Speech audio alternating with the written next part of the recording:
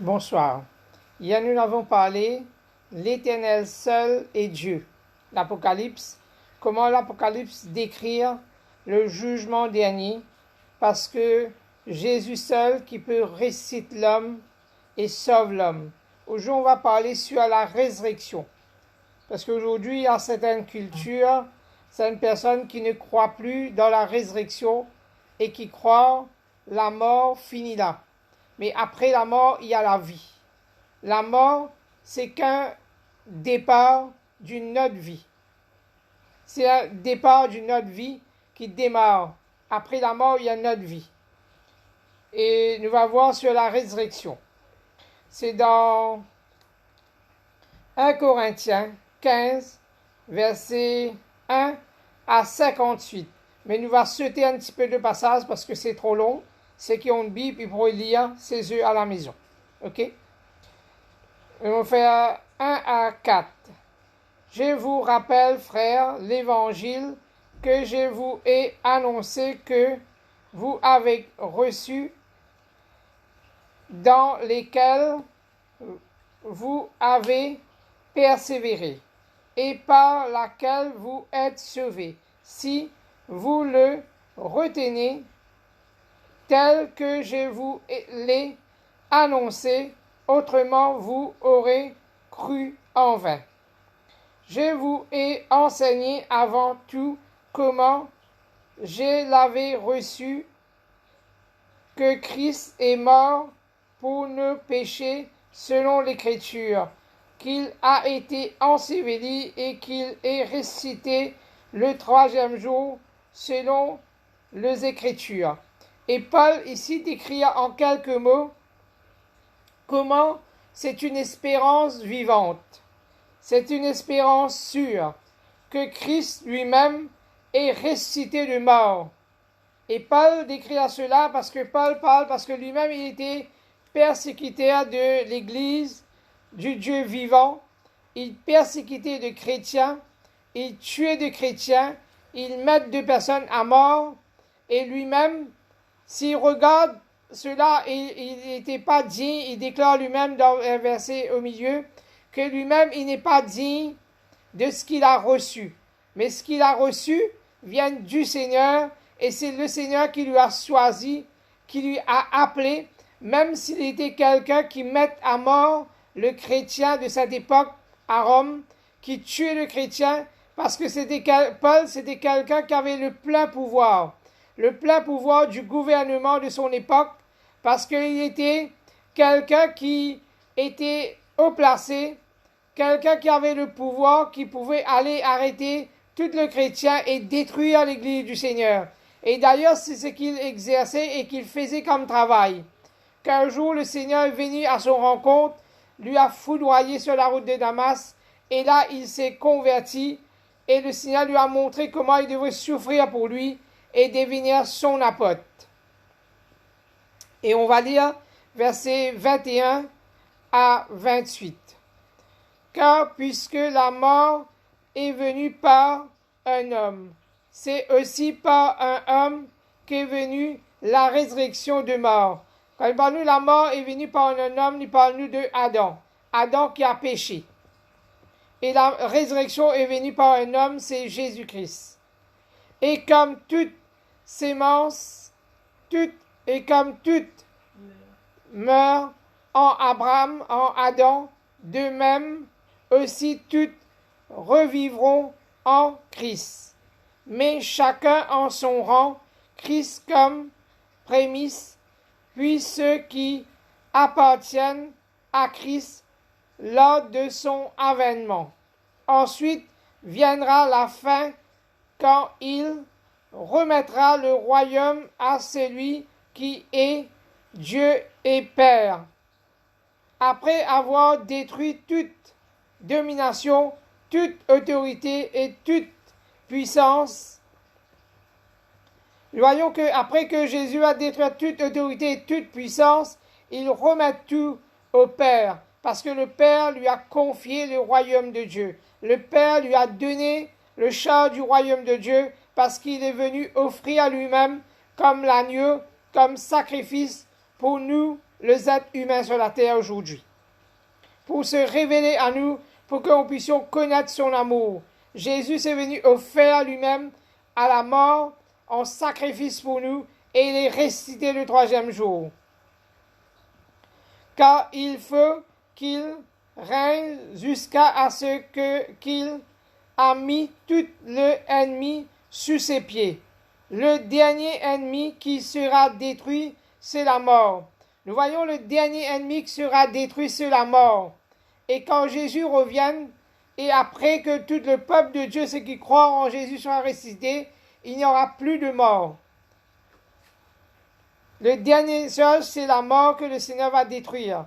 Dieu, en effet, a tout mis sous ses pieds, mais lorsqu'il dit que tout lui est soumis, lui a été soumis, il est évident que celui qui l'a a soumis toutes choses et existé, excepté, et lorsque toutes choses lui auront été soumises, alors le Fils lui-même sera soumis à celui qui lui a soumis toutes choses. Toutes choses, afin que Dieu soit tout en tout. Nous voyons que Jésus est soumis au Père et que le Père lui a soumis toutes choses afin que lui, il accorde la vie éternelle, qu'il accorde le salut et qu'il accorde le salut à tous ceux qui croient en lui. Et tous ceux qui croient en lui, on a l'espérance un jour de passer à la mort et à la vie. De passer à la mort, à la vie. Parce que si la sémence qui tombe en terre ne meurt pas, il ne pourra pas produire la vie.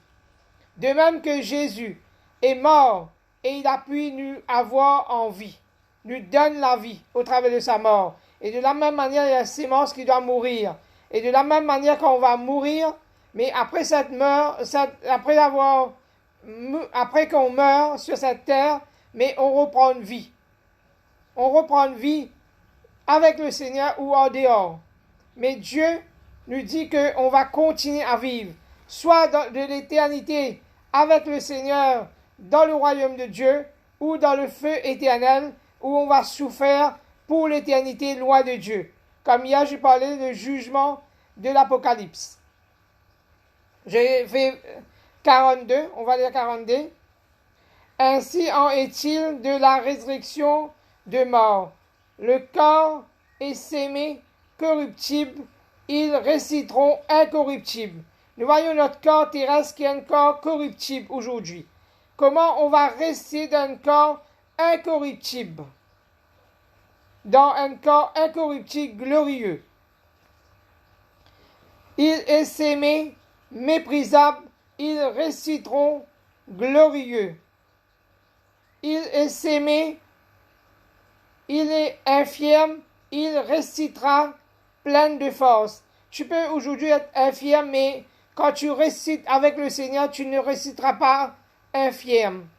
La Bible nous parle d'un corps glorieux, un corps qui ne sera pas infirme. On est infirme peut-être sur la terre, on a de malformations peut-être sur la terre, mais si on croit en Jésus, on donne notre vie à Jésus sur cette terre, on marche avec le Seigneur fidèlement, et le Seigneur nous ressuscitera au dernier jour.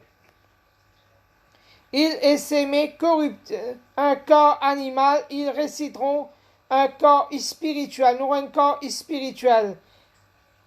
Il y a un corps animal et il y a aussi un corps spirituel. C'est pourquoi il est écrit, le premier homme, Adam, devient une âme vivante. Le deuxième Adam est devenu un esprit vivifiant. Le premier Adam, c'est l'Adam qui a péché. Et le deuxième Adam, quand la Bible parle de Jésus, qui est un esprit vivifiant. Mais ce qui est spirituel ne peut pas le premier. C'est ce qui est animal, ce qui est spirituel vient ensuite. Le premier homme tiré de la terre est terrestre. Le second homme est du ciel. Pourquoi la Bible parle que le second homme est du ciel? Parce que Marie a été enfantée, Jésus, par la puissance du Saint-Esprit, par la puissance du Très-Haut, parce qu'il n'y a pas eu une relation homme et femme pour que Jésus soit enfanté. C'est le Père qui a oint et c'est le Saint-Esprit qui a couvert Marie de son homme et que Marie est devenue enceinte de Jésus. Tel est le terrestre, tels seront aussi le terrestre, et tel est le céleste, tels sont aussi le céleste. Et de même que nous avons porté l'image du terrestre, nous porterons aussi l'image du céleste. De même que nous avons porté l'image du terrestre dans le naturel, dans le péché, dans la corruption, dans toutes ces choses, comme le Seigneur nous parle, que nous recevrons un corps incorruptible, nous porterons l'image du céleste. C'est une vie de sainteté, de sanctification, de sainteté. Que Dieu nous appelle déjà sur cette terre, quand nous acceptons Jésus, de nous séparer de choses de la chair, de choses corrompues, de choses qui souillent l'homme. Et que déjà c'est une marche qu'on commence à avancer dans cette marche de résurrection. On doit approprier la vie de la résurrection dans nos vies chrétiennes, la vie de résurrection dans nos vies de tous les jours, où tous les jours on doit marcher en Jésus. La Bible dit que ceux qui sont en Jésus-Christ ont crucifié la chair et ses passions. Et en Jésus, nous sommes en nouveauté de vie.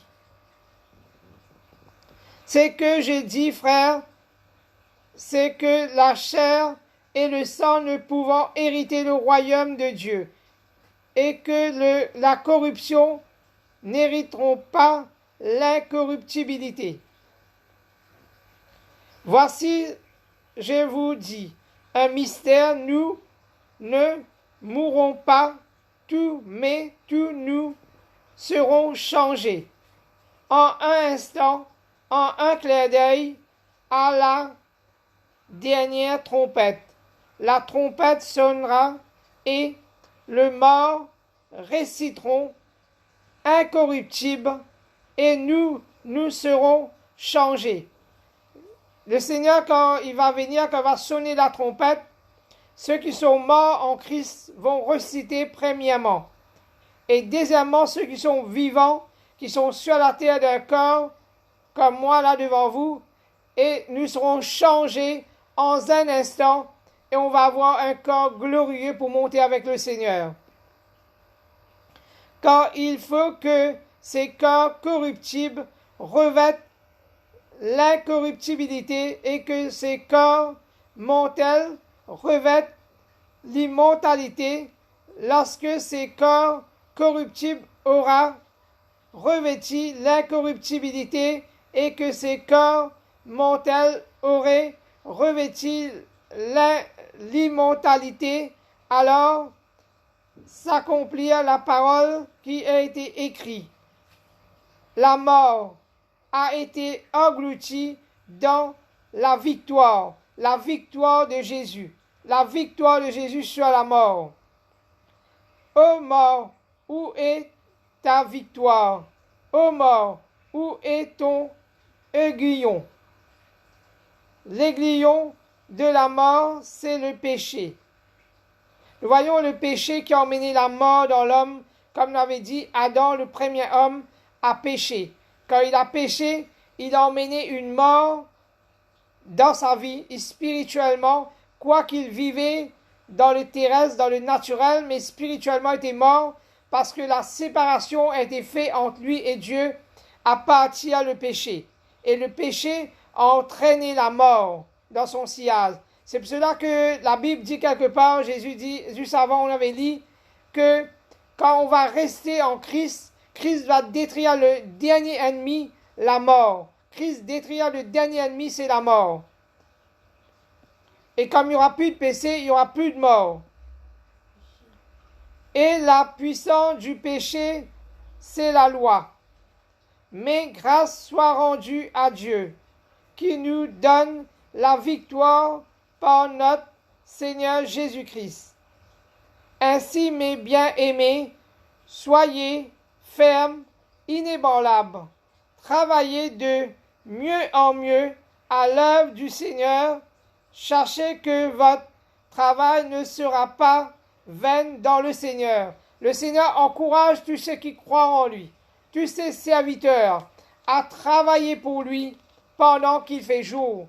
Comme le Seigneur dit quelque part, travaille pendant qu'il fait jour, travaille pour le Seigneur, et le travail qu'on va faire pour le Seigneur, prêcher l'évangile, emmener l'évangile, aider deux personnes, quelconque le travail que nous sommes appelés à faire, mais nous le faisons avec un cœur joyeux, avec un cœur qui est transformé, avec un cœur qui ne cherche pas notre intérêt, mais qui veut voir un plus grand nombre entrer dans le royaume de Dieu. Parce que si nous sommes sur cette terre, nous sommes appelés à prêcher l'évangile pour dévider l'enfer, pour remplir le royaume de Dieu. Voilà le travail lequel nous sommes appelés à faire.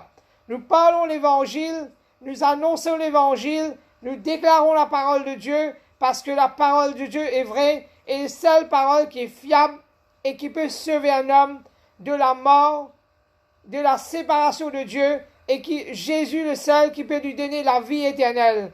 Jésus dit, tous ceux qui croient en moi auront la vie éternelle.